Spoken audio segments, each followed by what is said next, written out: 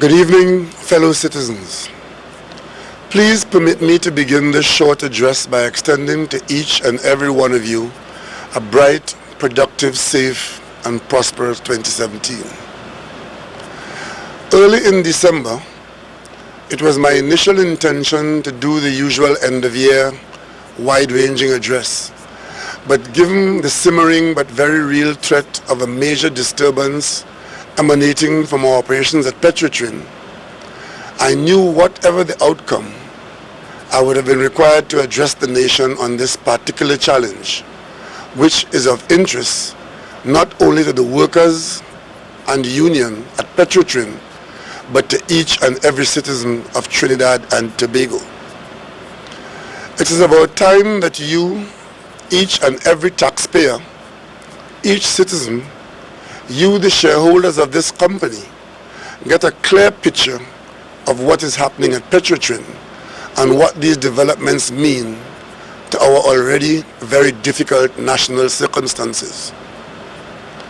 Petrotrin is a wholly state-owned integrated company involved in exploration, production, and refining of crude petroleum. Petrotrin is the country's major oil producer, currently accounting for more than one-half of the country's total oil production of about 72,000 barrels per day, and it runs the country's only refinery, which produces a range of products: gasoline, diesel, jet fuel, and fuel oil, for the domestic market and for export to the regional and international markets. Traditionally, the company has been a net earner of foreign exchange, approximately $250 million per year in 2015 and in 2016. It is also an important contributor to government tax revenues and a guarantor of the country's energy security. For many years, high international oil prices masked a range of fundamental weaknesses in Petrotrin's operations. Among the main structural problems were a steady decline in domestic oil production from 64,000 barrels per day in 2006 to 42,000 barrels per day in 2016.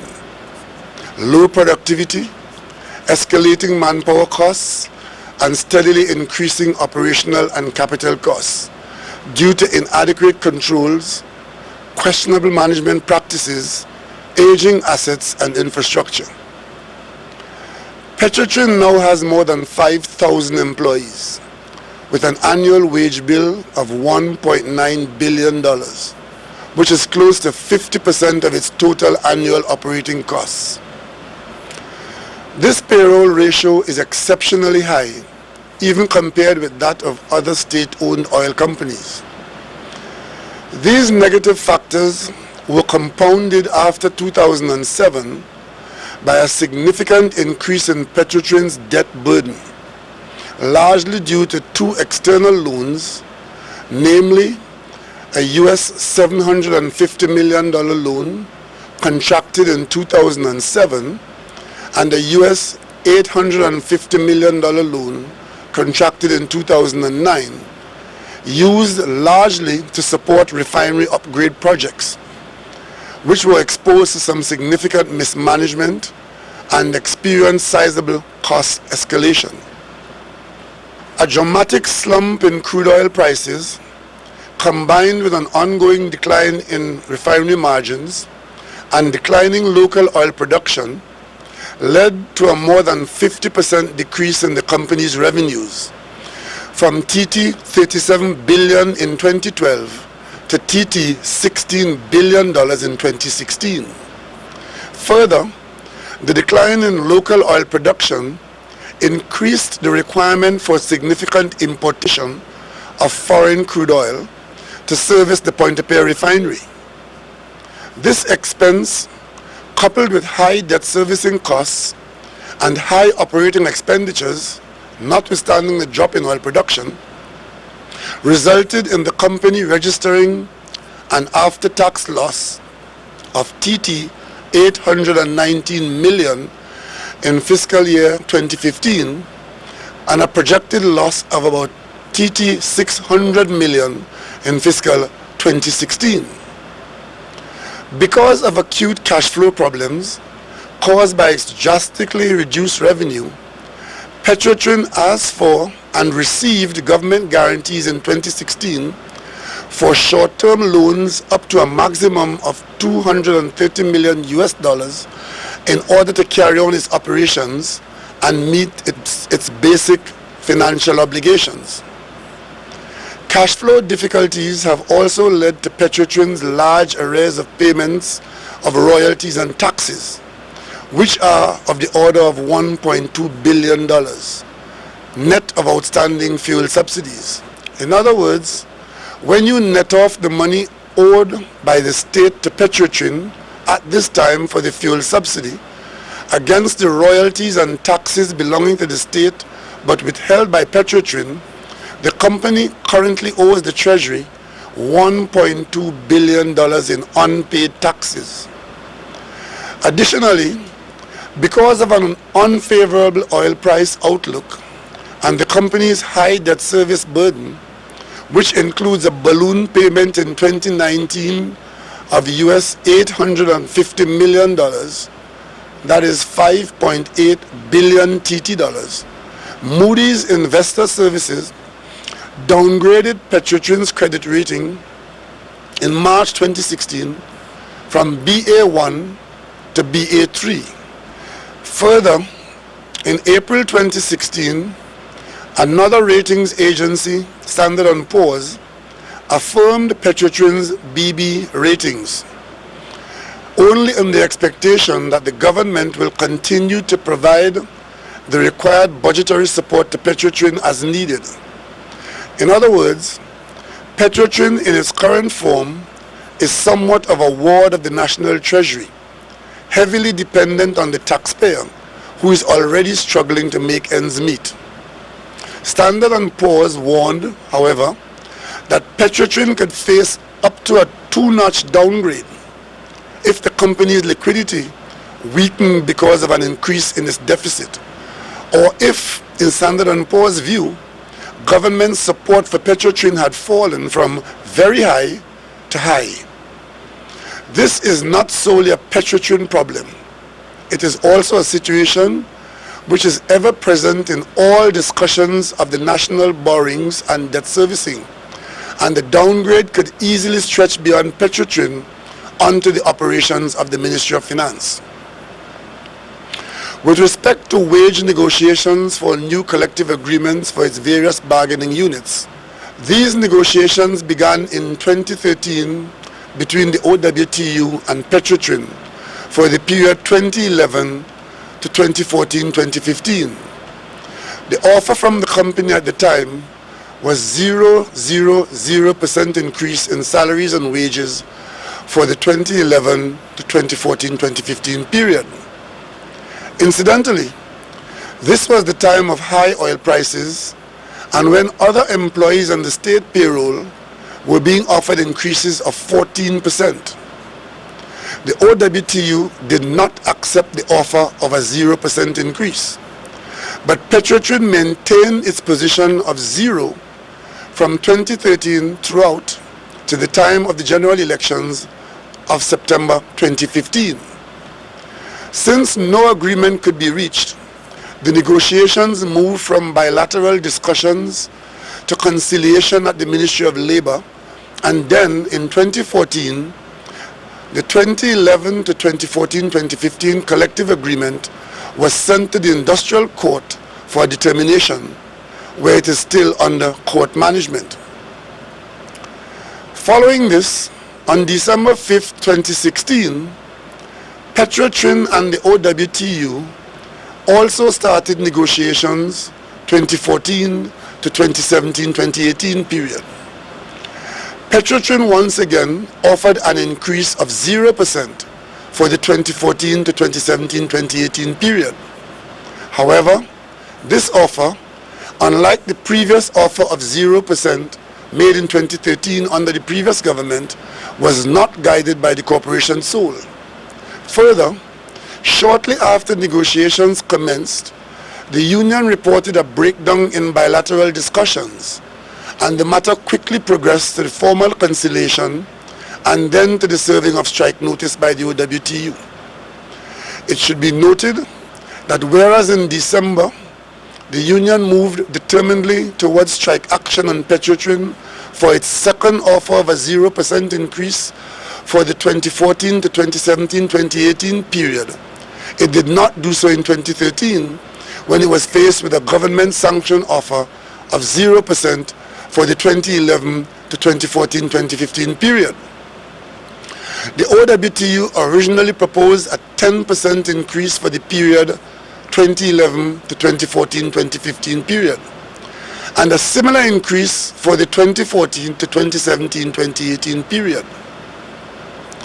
Petrotrin has advised that the union's proposals for the period 2011 to 2014-2015 would have increased the annual wage bill by $165 million, in addition to creating a back pay liability of over $600 million up to the end of 2016. The additional cost of the 2014 to 2017-2018 period, if a further 10% was given for this period, would be another $180 million per year on top of the additional $165 million annual cost for the previous period, and another $200 million in back pay in 2017. Over the past few years, Petrotrin's revenue stream has not been able to support its current cost structure. Accordingly, given the outlook of oil prices, these kinds of increases would have contributed to continuing sizable losses to be financed through increased borrowing by the company. It is worth noting that Petrotrin's debt is currently at 13.2 billion Trinidad and Tobago dollars, and that high debt service charges are among the main causes of the company's weak financial state. It is also to be noted that any such borrowing to meet these needs would have to be secured by guarantees by the taxpayer base, and such liabilities would become part and parcel of the national debt with all the attendant negative consequences. In the absence of Petrotrin's ability to borrow on its own merit, the wage increases that the OWTU had asked for would have had to be financed either by government transfers or by government guaranteed debt. Either option would carry serious pitfalls for the entire country. It is to be recalled that the central government is in the process of implementing a fiscal consolidation plan geared to reducing its current fiscal imbalance, caused in part by the sharp drop in energy prices. This program is underpinned by the US $1 billion bond issue recently sourced in international markets. Providing current transfers to Petrotrin or guaranteeing Petrotrin's long-term debt would certainly jeopardize the country's sovereign debt rating, which is up for review within the next few months.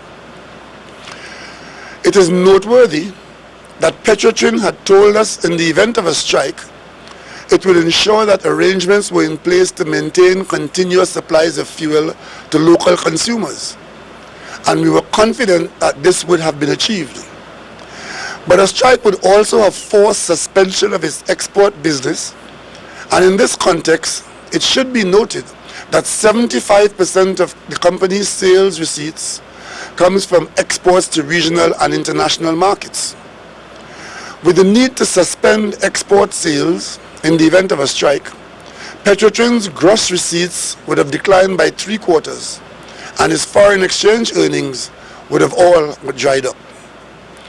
Petrotrin has estimated that without government intervention by way of an application to the Industrial Court under the Industrial Relations Act for a stop order in the national interest, the planned strike would have caused a net income loss of close to 500 million TT dollars during the potential 90-day period of the strike. It is difficult to accurately predict what would have been the impact of a 3-month strike at Petrotrin, and the hugely negative effect such action would have had on the economy at large. It would have been significant, far more than the estimated $500 million loss by Petrotrin alone. As you know, the union served strike notice on Petrotrin on Wednesday, January 4, 2017, and the strike was scheduled to start on Monday, January 9, 2017. However, after many long hours of negotiations and careful, in-depth deliberation and examination by the government, over the weekend, Petrotrin was given directions by the corporation sole on Monday morning to offer the OWTU an interim increase of 5% in salaries and wages for the 2011 to 2014-2015 period, to be paid immediately at the next payment cycle.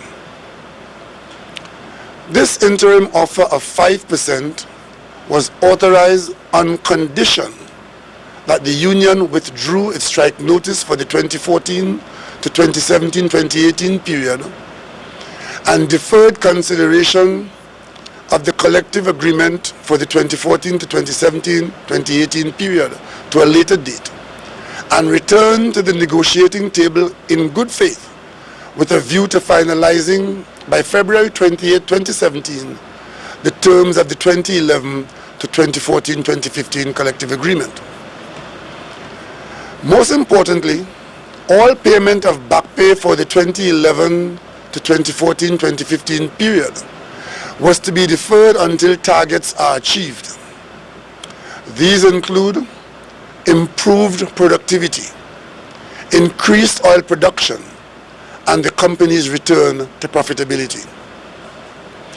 The benchmarks that would trigger the timing of the back pay payments are also to be negotiated by the parties by the end of February 2017. The OWTU accepted this offer and the strike was called off. The current dispute over wage increases for the 2014, 2017, 2018 period was also referred to the Industrial Court by agreement.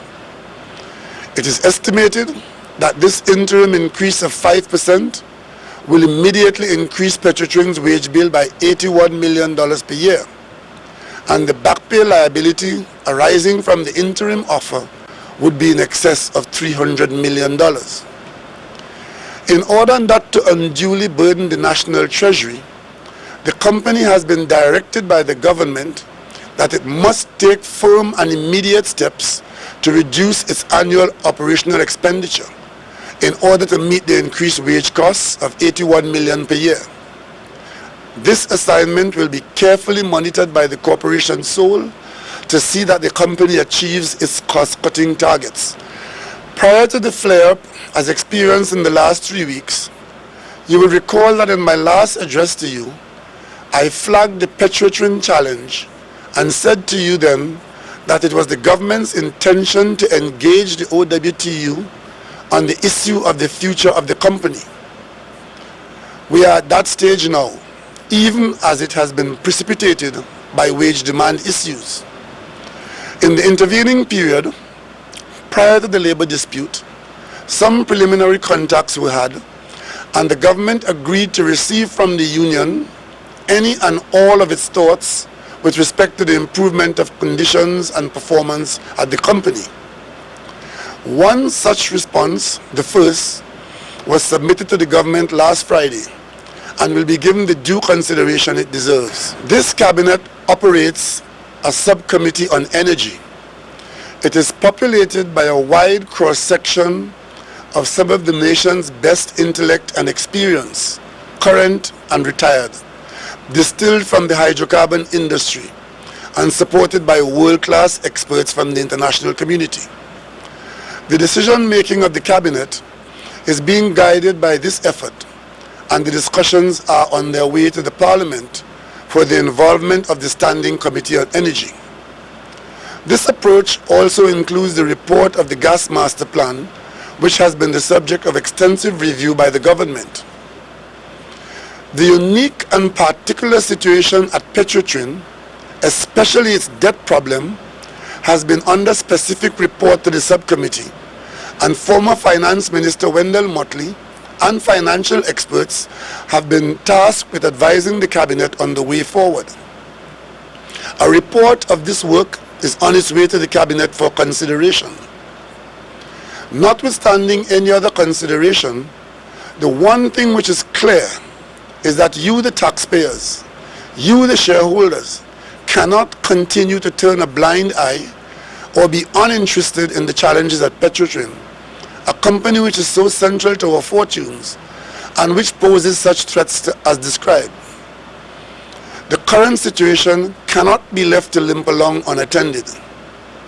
It is the intention of this government to take the best advice, consult as widely as we have to, but in the end, take all necessary steps to respond to the challenges and to position the company to realize its fullest potential so that it can deliver on the promise, not only of good jobs for those who are fortunate enough to be employed there, but to the wider national community, which depends on the company's success and have to be protected from any chronic misadventures which may be spawned there. These are difficult times, but these are also times of great opportunities. Even though the company is an integrated operation, the weight of our capital spending, as we all know, money is often not well spent, has been on refinery operations at the expense of oil and gas production, whether on land or offshore. Because of financial constraints at both the level of the state and the company, rectifying this imbalance now can only be effected by imports of external and domestic capital, as well as new technology into oil and gas production at Petrotrin. Survival depends on such a successful import, demanding the cooperation of all the company's stakeholders. In this approach, there will be opportunities for local equity investment and employee stock ownership in a future profitably restructured company. The question is, are we up to the task of grasping these exciting possibilities, or will we be stuck in the past of failed confrontations and finger-pointing? Time is not on our side. We must act with decisiveness and clarity if we are to give ourselves the best chance to succeed. It is the government's duty to do right for all the people of our nation. In our journey of progress, we have oftentimes detoured to our detriment. We are called upon then to face up to our realities. Petrotrin is probably as good a place to start. Even if we have other ideas, the pressing challenges surrounding this major state enterprise demand immediate action, whether it is strengthened management, improved accountability, restructuring of its shape and business model, geared towards increased production, better productivity and sustained profitability.